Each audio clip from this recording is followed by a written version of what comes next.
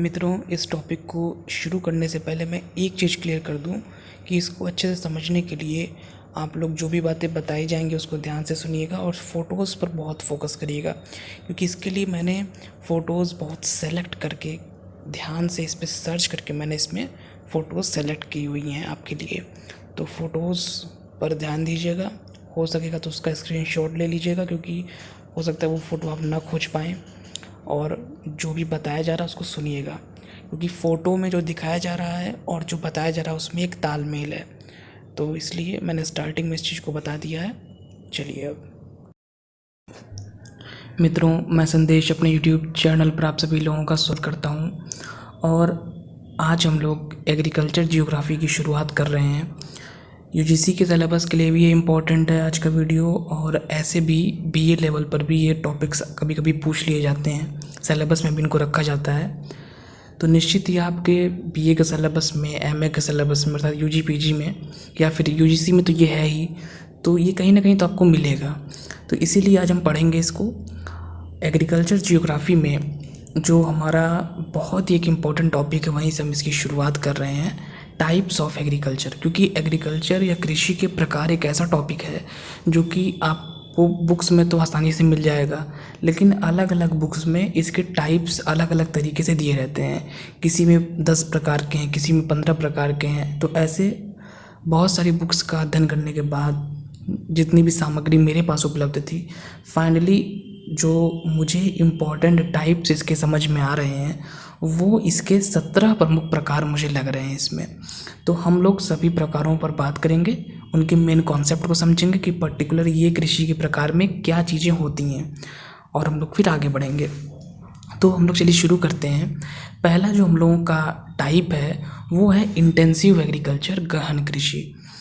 इसमें क्या होता है, इसमें हम लोग को बस मेन अपना कॉन्सेप्ट क्लियर करते हुए आगे बढ़ना है, बहुत व्याख्या नहीं करनी है। क्योंकि कभी भी इस पे जो टॉपिक, जो क्वेश्चन आएगा, अगर आपके मान लीजिए ग्रेजुएशन या पोस्ट ग्रेजुएशन में आएगा, तो सब कुछ मिला के आएगा। कभी भी ऐसा क्वेश्चन नहीं आएगा कि गहन कृषि या इंटेंसिव एग्रीकल्चर पे आगे आप एक लॉन्ग आंसर लिख के आइए, ऐसा कभी भी आपसे नहीं पूछा जाएगा।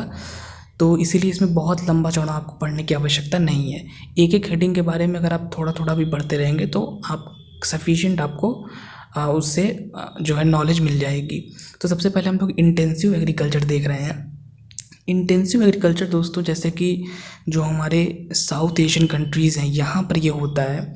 इसमें क्या होता है, इसमें जो है सिंपल सी बात है कि पॉपुलेशन अधिक है ऐसे स्थानों पे और लैंड कम है।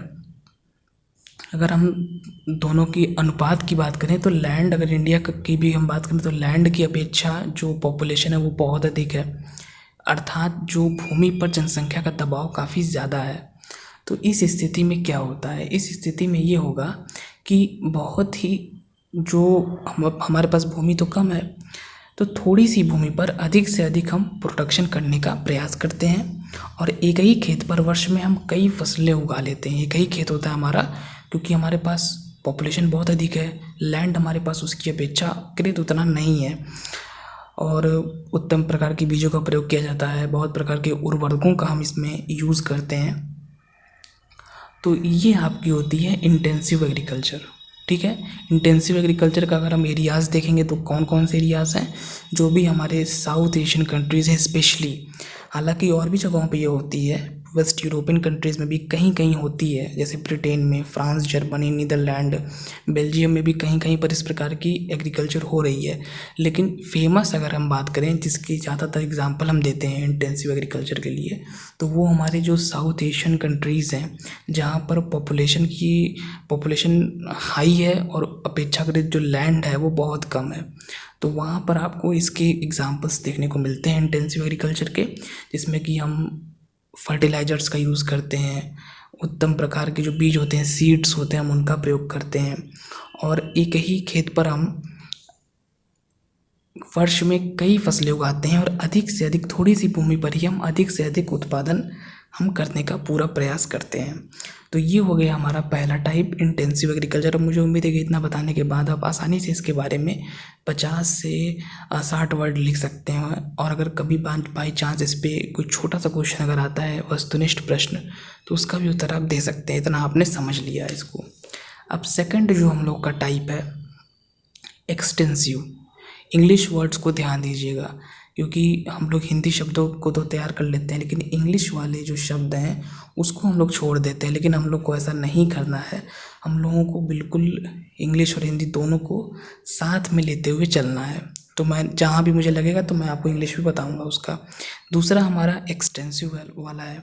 एक्सटेंसिव एग्रीकल्चर में क्या हो रहा है, जहाँ पर मान लीजिए कुछ ऐसे देश हैं जहाँ पर जनसंख्या कम है और उसकी अपेक्षाकृत पॉपुलेशन जनसंख्या कम है, लैंड बहुत अधिक है, जैसे हमारा कनाडा हो गया, यूएसए हो गया।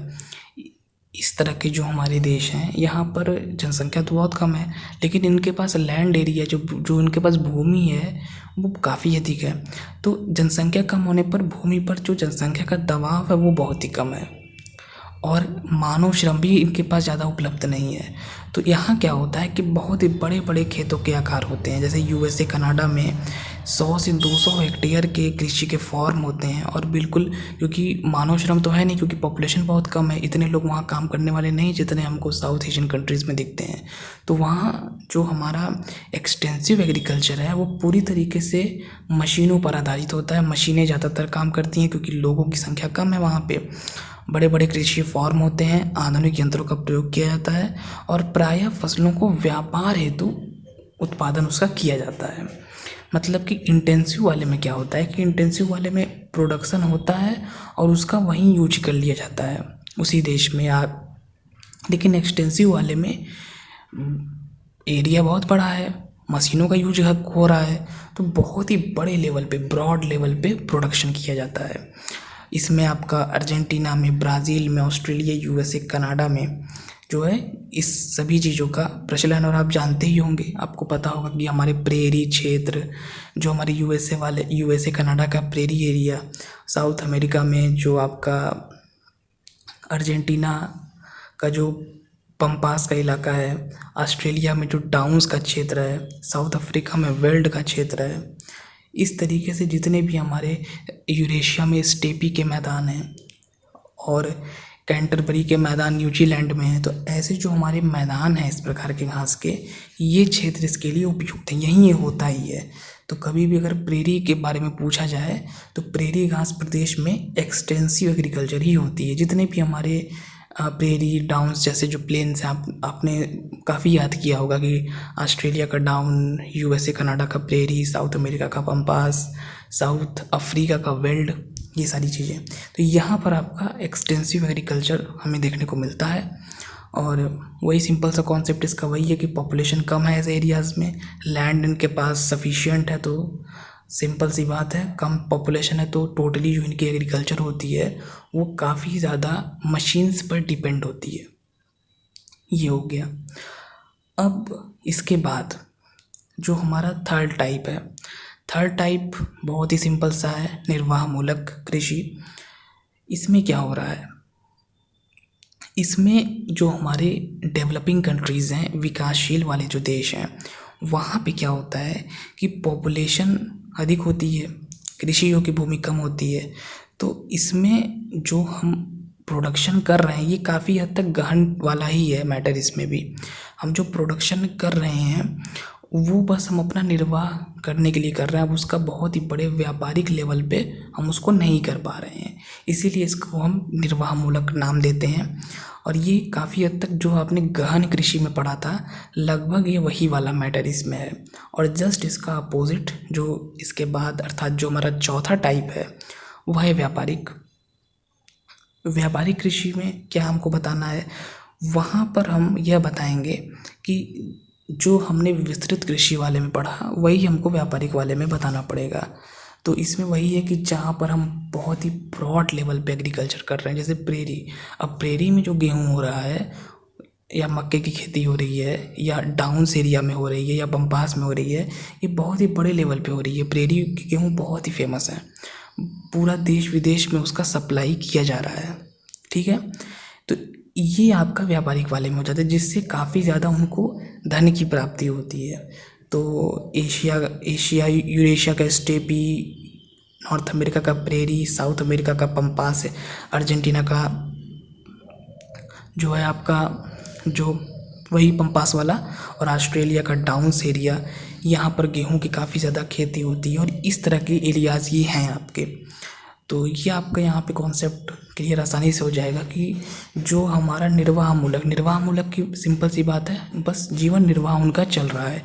मतलब वो लोग इतना प्रोडक्शन कर ले रहे हैं कि अपने देश में उनका काम चल जा रहा है, लेकिन वो बहुत ज़्यादा उसको बेच नहीं पा रहे हैं। अब ऐसा नहीं हो रहा है कि बहुत ज़्यादा उससे उनको धन की प्राप्ति हो जा रही है, ऐसा नहीं हो रहा है।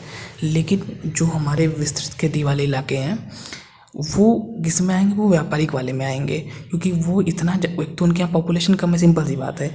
या प्रोडक्शन जैसे मान लीजिए प्रोडक्शन इंडिया में भी अच्छा होता है, लेकिन इंडिया में प्रोडक्शन तो अच्छा हो रहा है लेकिन पॉपुलेशन भी बहुत अधिक है, तो उसका खपत भी हो जा रही है। जैसे कहीं मान लीजिए खाना बहुत बने किसी घर में, लेकिन उतने ज़्यादा लोग खाने वाले भी हों, वो ख़त्म हो जाएगा। और ठीक इसके अपोजिट, खाना वो ज़्यादा बने लेकिन खाने वाले लोग कम हों तो बच जाएगा। तो वही चीज़ है यूएसए में, और जो भी हम लोगों ने भी एग्जांपल्स लिए, वहाँ पे क्या हो रहा है, जो प्रेरी स्टेपी जैसे क्षेत्र हैं, पॉपुलेशन बहुत कम है लेकिन प्रोडक्शन बहुत अधिक है। तो इससे वो उनके पास वो अपना यूज भी कर ले रहे हैं अच्छे से, और उनके पास इतना बच भी जा रहा है कि वो उसको बेच भी ले रहे हैं, तो इससे उनको धन की प्राप्ति भी हो रही है। तो ये बस सिंपल सा इसका कॉन्सेप्ट है। अब आगे जो हम लोग का अगला 5वां टाइप है वो है झूमिंग एग्रीकल्चर या शिफ्टिंग कल्टीवेशन, झूम कृषि या स्थानांतरणशील कृषि। इसमें क्या होता है, बहुत ही सिंपल है। और इंडिया में अब तो खैर बहुत जगहों पे ये अब नहीं की जाती है, लेकिन अभी भी बहुत सारे आदिवासी लोग संभवतः इसको करते होंगे। ये एक प्रकार की आदिम प्रकार की कृषि है, आदिवासी लोग ही ज़्यादा इसको करते हैं। उसमें क्या करते हैं वो लोग, जैसे मान लीजिए कहीं गए, वहाँ पर सबसे पहले तो अगर उनको वो स्थान पसंद आ गया खेती करने के लिए, तो सबसे पहले तो उसको जला देते हैं। जब उस स्थान को जला के पूरा साफ़ कर देंगे, तो जलने के बाद वहाँ जो भी घास पौधा पेड़ जो भी पहले से रहा होगा, राख बन जाएगी। जब राख जो बन जाएगी वो उनके लिए खाद का काम करती है, ठीक है।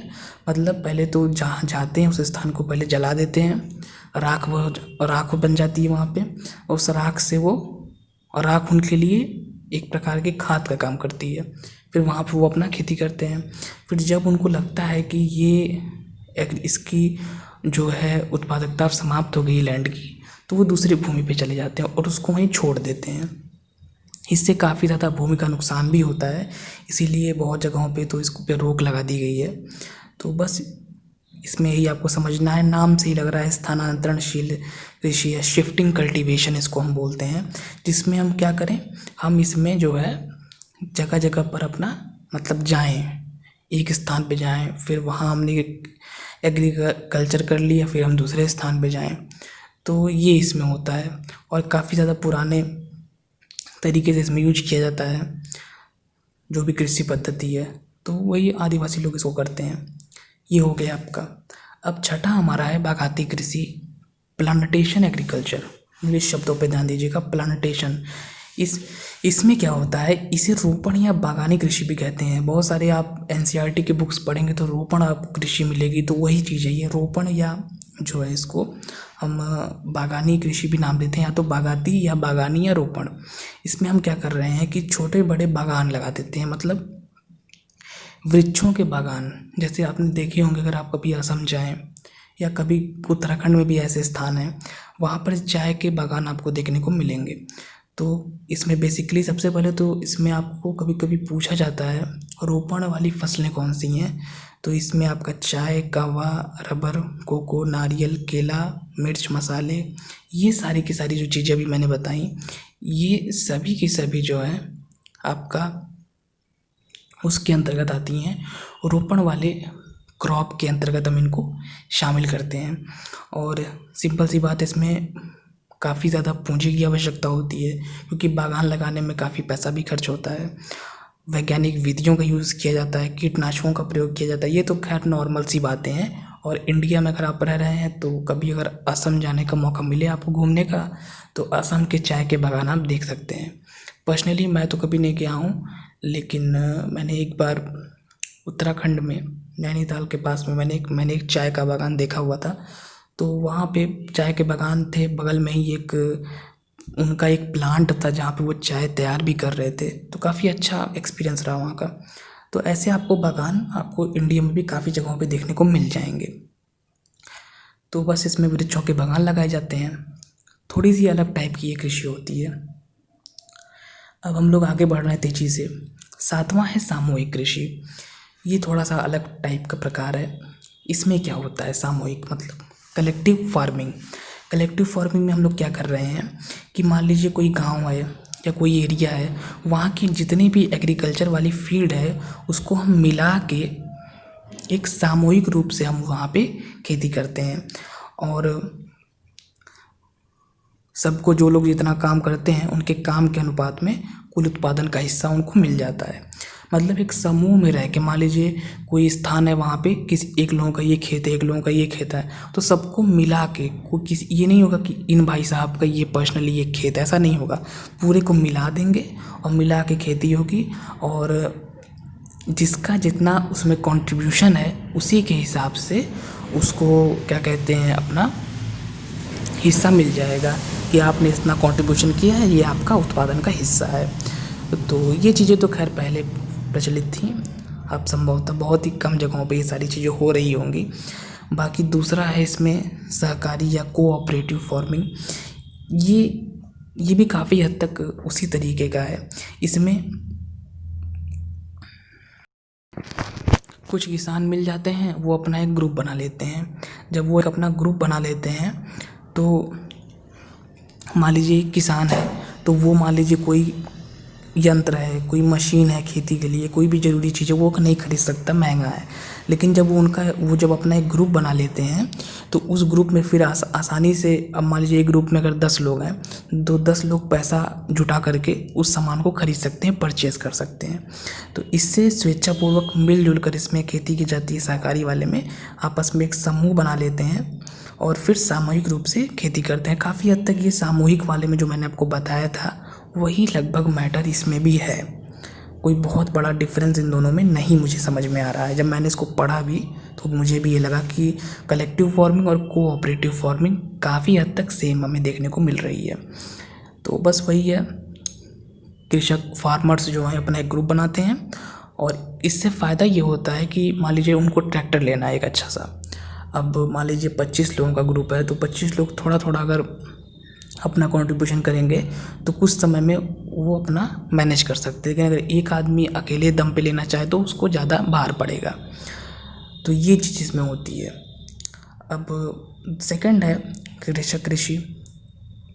ये सिंपल सी है बिल्कुल। इसमें कृषक जो होता है, जो हमारा फार्मर होता है, पहले और दूसरे वाले में क्या था, ग्रुप में एग्रीकल्चर हो रहा था। लेकिन इस वाले में ग्रुप वाली बात नहीं है। इसमें वो अपना, जैसे मान लीजिए एक फार्मर है, उसके पास में, और ऐसा इंडिया में बहुत ज़्यादा हो रहा है, आप ही के अगल बगल कहीं ना कहीं होता होगा इस तरह का। ये फार्मर है, उसके घर के पास ही में छोटा सा उसका एक खेत है, तो वो इतना ही प्रोडक्शन कर रहा है जितना वो अपना परिवार के लिए मतलब चल पा रहा है। बाकी बहुत ज़्यादा वो उसको बेच नहीं पा रहा है, बहुत ज़्यादा उससे उसको धन की प्राप्ति नहीं हो रही है। और उसमें वो किसी को काम करने के लिए भी उसने नहीं रखा हुआ है। जो घर के लोग हैं वही लोग उसकी हेल्प भी कर रहे हैं। तो बस जो प्रोडक्शन होता है उसका यूज वो स्वयं करते हैं, और काम करने के लिए भी वो अपना घर ही के सदस्य, जो उनके परिवार के सदस्य होते हैं, वही लोग उसमें उसका यूज मतलब हेल्प भी करते हैं। ये हम लोग दोस्तों इतने हम लोग अच्छे स्पीड से चल रहे हैं कि हम लोगों ने 9 तरह के एग्रीकल्चर हम लोगों ने अभी तक देख लिए। अब हम लोग आगे बढ़ रहे हैं। 10वां हमारा प्रकार है आर्द्र एवं तर कृषि, humid and wet farming. Humid and wet farming में क्या होता है कि जहाँ पर 100 सेंटीमीटर से अधिक रेनफॉल हो रही है, और सिंपल सी बात है, अगर 100 सेंटीमीटर से अधिक रेनफॉल होगी तो सिंचाई की आवश्यकता कम पाई जाएगी। लेकिन कभी मान लीजिए बारिश नहीं हुई तो थोड़ी बहुत सिंचाई की आवश्यकता हो सकती है इरिगेशन की, नहीं तो नॉर्मली आवश्यकता नहीं पड़ेगी। तो ये वाली आपकी आर्द्र होती है। आर्द्र और थर में अंतर होता है। पहले मुझे भी लगता था कि दोनों सेम ही हैं, humid farming and wet farming एक ही चीज़ है, लेकिन ऐसा नहीं है। जहाँ पर 100 सेंटीमीटर से अधिक रेनफॉल हो रहा है वो तो आपका ह्यूमिड फार्मिंग हो जाएगा। लेकिन जहाँ पर 200 सेंटीमीटर से ज़्यादा रेनफॉल हो रहा है, वहाँ तो सिंचाई की आवश्यकता ही नहीं पड़ती और कभी कभी जल जमाव की समस्या आ जाती है। पहले वाले में क्या था, रेनफॉल अच्छी थी लेकिन कभी कभी नहीं भी होती थी, तो थोड़ी बहुत सिंचाई करनी पड़ सकती थी। लेकिन दूसरे वाले में क्या है, बिल्कुल ज़रूरत ही नहीं पड़ रही है 200 सेंटीमीटर से अधिक रेनफॉल। तो वो आपका तर वाला हो जाएगा जहाँ बहुत अधिक रेनफॉल है, और जहाँ अच्छी रेनफॉल है 100 सेंटीमीटर वाली है, वो आपका ह्यूमिड फार्मिंग हो जाएगा, आर्द्र खेती वाला हो जाएगा। और इसके एग्जांपल्स बहुत सारे हैं। जहाँ जहाँ सिंपल सी बात है, इंडिया में भी जहाँ जहाँ अच्छी रेनफॉल होती है वो सभी एग्जांपल्स इसमें शामिल हो जाएंगे। तर वाली कृषि तो बेसिकली जो हमारे विषुवत-रेखीय जलवायु प्रदेश हैं, इंडोनेशिया, फिलीपींस, मलेशिया, वियतनाम में ऐसे क्षेत्रों में काफ़ी होती है। और बाकी आर्द्र वाली तो बहुत जगह जहाँ भी 100 सेंटीमीटर से अधिक रेनफॉल है वहाँ पर हो जाएगी, जैसे मानसून में, यूएसए में के कुछ क्षेत्रों में, अफ्रीका में कहीं कहीं पर, यूरोप के आर्द्र भागों में इस प्रकार की रेनफॉल हम लोगों को देखने को मिलती है। तो ये हो गया, बस बहुत ही सिंपल है। बस आपको रेनफॉल को दिमाग में रखना है कि अगर 100 सेंटीमीटर से प्लस है तो वो एक ह्यूमिड फॉर्मिंग है, और अगर 200 सेंटीमीटर से प्लस है, बहुत ही अधिक रेनफॉल है, तब वो वेट फॉर्मिंग हो जाएगा। इसके बाद है हम लोगों का जो 11वां टाइप है वो है ड्राई फार्मिंग, शुष्क कृषि। ये तो बहुत जगह इंडियन ज्योग्राफी में भी काफ़ी पूछा जाता है और इस पर शॉर्ट नोट मैंने भी कई बार लिखा हुआ है परीक्षाओं में, तो काफ़ी इंपॉर्टेंट है ये ड्राई फार्मिंग। ये सिंपल सी प्रक्रिया है, सिंपल सी बात है, जहाँ पर जो हमारे बिल्कुल शुष्क क्षेत्र है जहाँ पर रेनफॉल नहीं होती है। इंडिया में आप जान ही रहे हैं, विदर्भ का क्षेत्र है जो वहाँ रेनफॉल नहीं होती है, और हमारा राजस्थान वाला इलाका वहाँ रेनफॉल नहीं हो रही। बहुत सारे ऐसे एरियाज़ हैं इंडिया में जहाँ पर मानसून हमारे वहाँ तक पहुँच नहीं पाती हैं। जब वो पहुँचती हैं, जैसे हमारा वेस्ट यूपी का भी इलाका है, तब तक नमी काफ़ी वो खो चुकी होती है, तो रेनफॉल नहीं हो पाती उतनी अच्छी। तो इसमें क्या किया जाता है कि मान लीजिए पहले हम जुताई कर दिए, जब हम खेत की जुताई कर देंगे और रात भर छोड़ देंगे, जब खेत हमारा नमी पूरा अच्छे से सोख लेगा तो फिर उसको हम ढक देंगे, इससे नमी बरकरार रहे और उसका वो वहीं बनी हुई रहे। फिर जो है जब उसको सपाट कर देंगे तो मिट्टी द्वारा जो वाष्पीकरण, नहीं तो अगर हम सपाट ना करते तो यद्यपि मिट्टी ने नमी को सोख लिया था लेकिन दिन में वाष्पीकरण होता, पूरी की पूरी नमी फिर से उड़ जाती।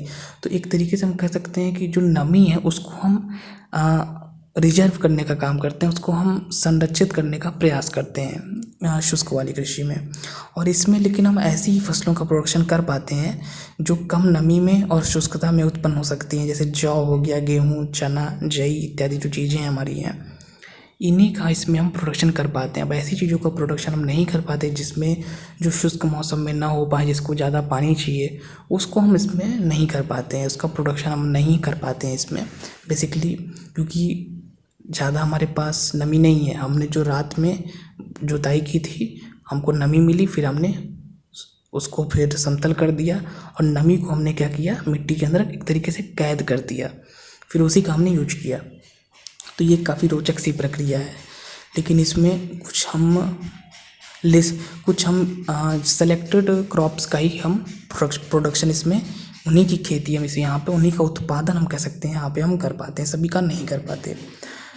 तो ये हो गया, बहुत ही सरल सा है जो भी। और इसके एग्जांपल में जहाँ भी शुष्क एरिया है, जहाँ भी रेनफॉल कम हो रही है पूरे विश्व में, वो सभी क्षेत्र इसके एग्जांपल हो सकते हैं। इंडिया में आप जान ही रहे हैं कहाँ कहाँ रेनफॉल कम होती है। अब इसके बाद आगे जो हम लोगों का है 12वां, सिंचित इरिगेटेड फार्मिंग। पहले वाले में क्या था, आर्द्रतर वाले में जहाँ अधिक रेनफॉल वाले क्षेत्र, दूसरा वाला हमारा था कम रेनफॉल, मतलब बहुत ही कम।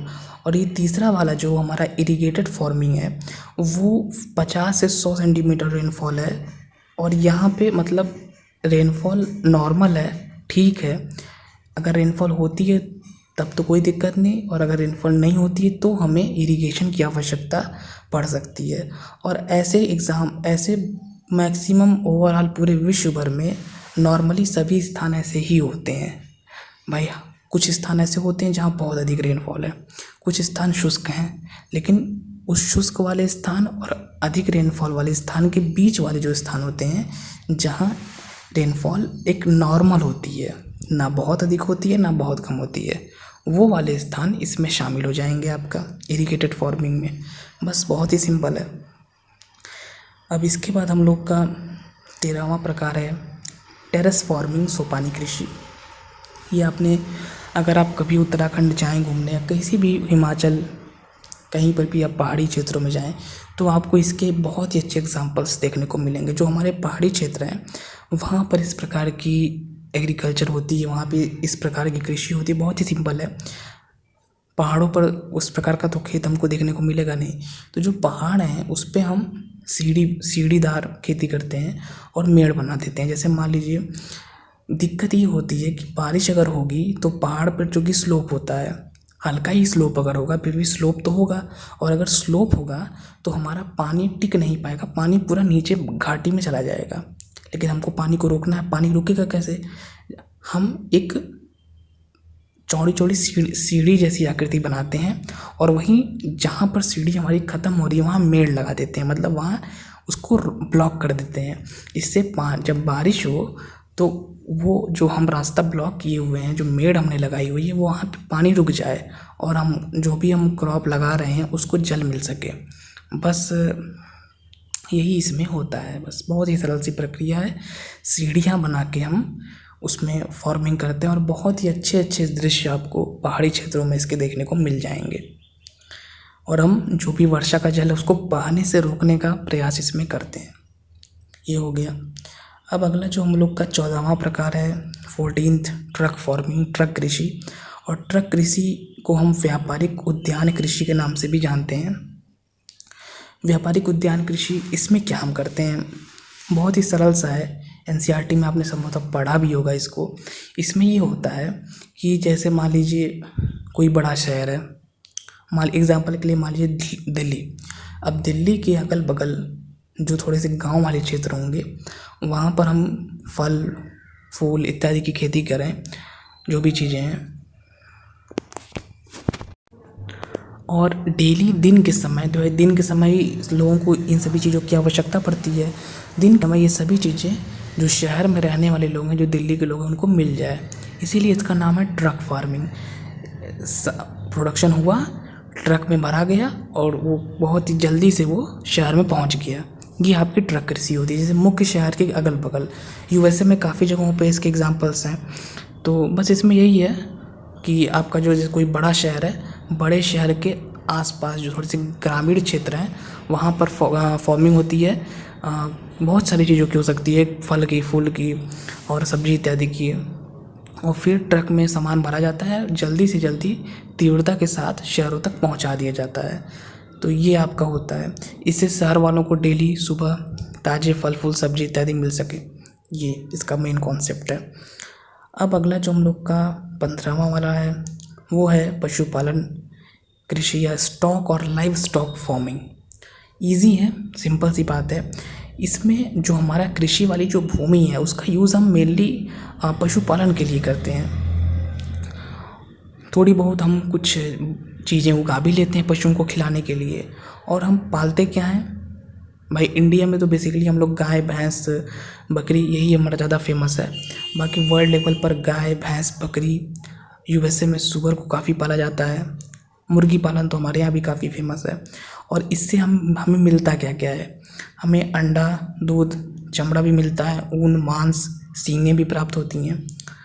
तो ये इसका मेन कॉन्सेप्ट है। अब इसमें होता क्या है, इसमें ये होता है कि हम जैसे मान लीजिए गाय हमने पाल ली है, तो अब उसको कुछ तो वो खाएगी, तो उसको खिलाने के लिए हम कुछ फसल भी लगा देते हैं जो चारे वाली फसल होती है। मेनली चारे वाली फसल इसमें हम लगाते हैं। और इसमें इंडिया में तो खैर गाय को हम पूजते हैं, बिल्कुल श्रद्धा भाव रखते हैं गाय के प्रति। लेकिन विदेशों में ऐसा नहीं है। वहाँ आप जानते हैं कि खाने के लिए इन सभी चीज़ों का प्रयोग किया जाता है, जो कि हम लोग को तो उचित नहीं लगता, लेकिन भाई उनका अपना है, हम उसमें हम कुछ कर नहीं सकते हैं। उनके देश का उनका अपना एक कल्चर होगा। तो वहाँ पे थोड़ी सी अजीब सी बात है, लेकिन ये होता है कि जैसे मान लीजिए पाला है गाय भैंस बकरी जो भी पाले हैं, अब उसको खूब खिलाएंगे पिलाएंगे, उसको पूरा स्वस्थ करेंगे और उसको स्वस्थ करने के बाद फिर वही प्रक्रिया करेंगे कि उसका जो भी चीज़ उससे उनको मिल सकेगी वो सभी चीज़ वो उससे ले लेंगे। मांस, सींग, जो भी चीज़ें उनको उससे मिल सकती हैं। तो ये चीज़ वहाँ पे काफ़ी ज़्यादा प्रसिद्ध है अमेरिका में। इंडिया में उतना नहीं है, इंडिया में तो खैर है, लेकिन इंडिया में मेनली हम लोग दूध के लिए ही प्रयोग करते हैं। तो ये हो गया। ये वाली खेती फेमस कहाँ पे है? ये वाली जो आपकी जो हम लोगों ने अभी बात की लाइव स्टॉक फार्मिंग की, ये आपका न्यूजीलैंड में, ऑस्ट्रेलिया में बहुत ही फेमस है, यूएसए में बहुत ही फेमस है, और ये आपका अर्जेंटीना में भी काफ़ी ज़्यादा फेमस है। लेकिन मेनली अगर देखा जाए तो अगर आप कभी सर्च करेंगे तो आपको कुछ वीडियोस मिलेंगे। न्यूजीलैंड में बहुत ज़्यादा गाय इत्यादि गायें और ये सारी चीज़ें पाली जाती हैं, दूध का उत्पादन काफ़ी होता है। इंडिया में तो है ही, इंडिया को तो हम जान ही रहे हैं कि हमारे यहाँ कितना रिच कल्चर है, प्राचीन समय से है।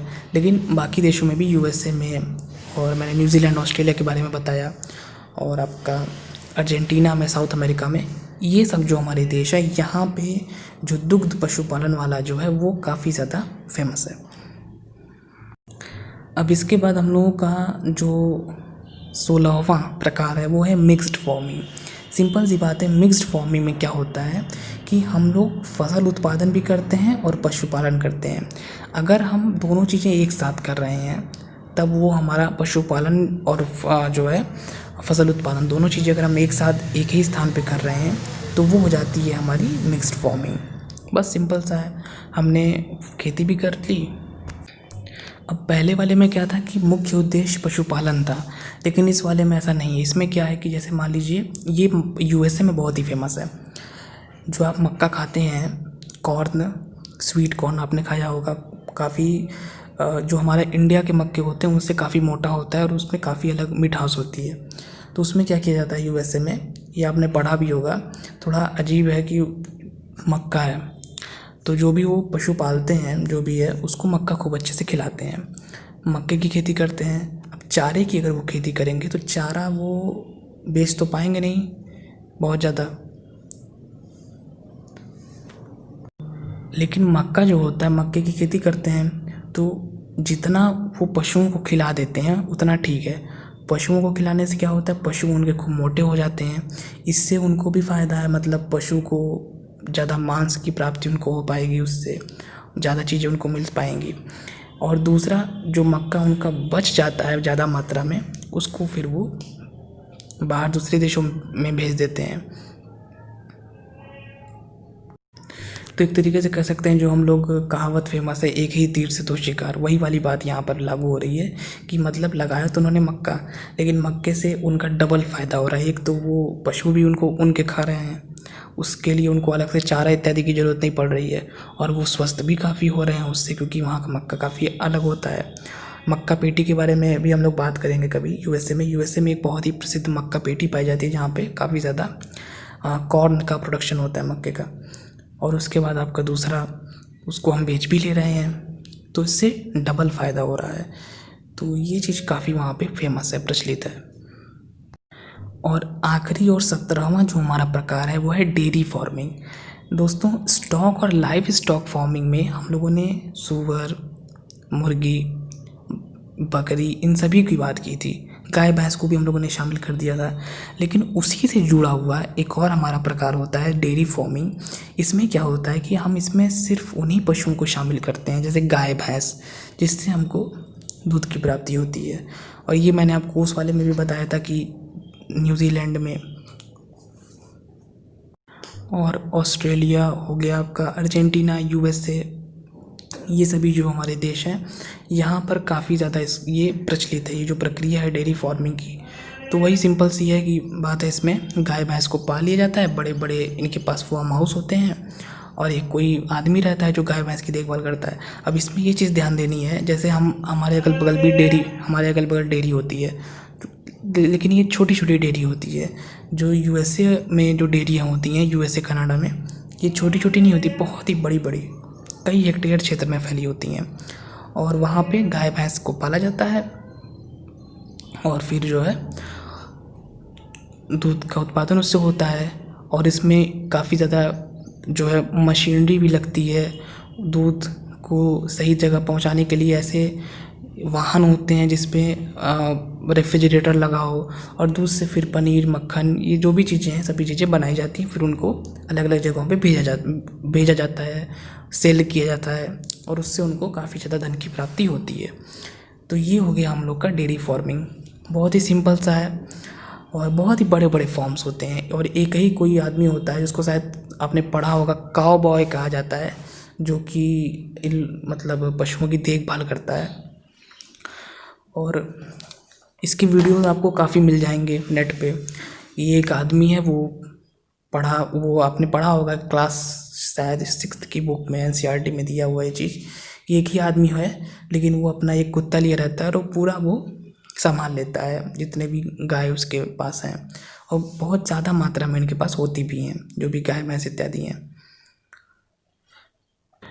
तो ये रहा दोस्तों हम लोग का टाइप्स ऑफ फार्मिंग। हम लोगों ने काफ़ी अच्छे से जो भी हमारे प्रमुख प्रकार हैं, मैंने प्रयास किया कि मैं कम समय में आसानी से उसको डिफ़ाइन कर दूं, क्योंकि मेन हम लोग को इसका कॉन्सेप्ट ही क्लियर करना है। क्योंकि मैंने आपको स्टार्टिंग में बताया था बहुत लंबा क्वेश्चन इस पर नहीं आने वाला है, तो कॉन्सेप्ट हम लोग का क्लियर हो गया है।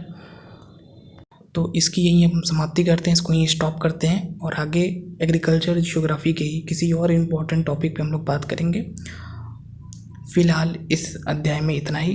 Thank you friends.